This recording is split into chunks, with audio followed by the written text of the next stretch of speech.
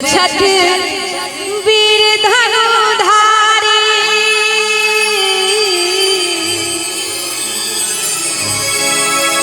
जखन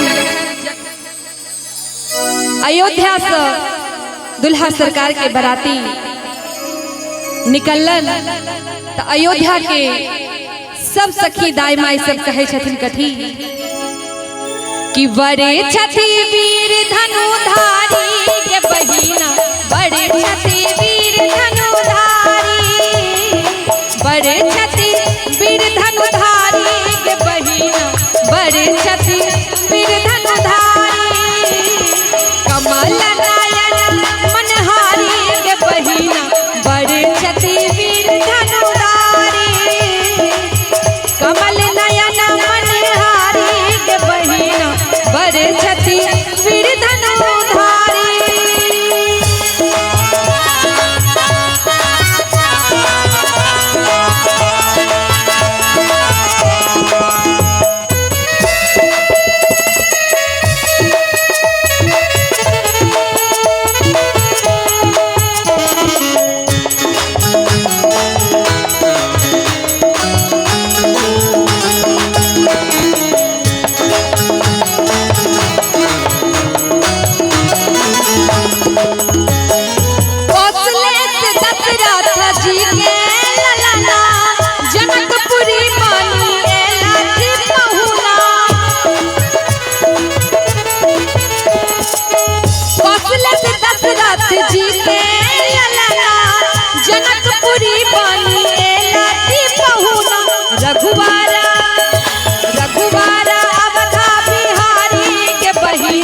बड़े छठी वीर धनुधारी रघुवर अवधा बिहारी के बहिना बड़े छठी वीर धनुधारी बड़े छठी वीर धनुधारी के बहिना बड़े छठी वीर धनुधारी।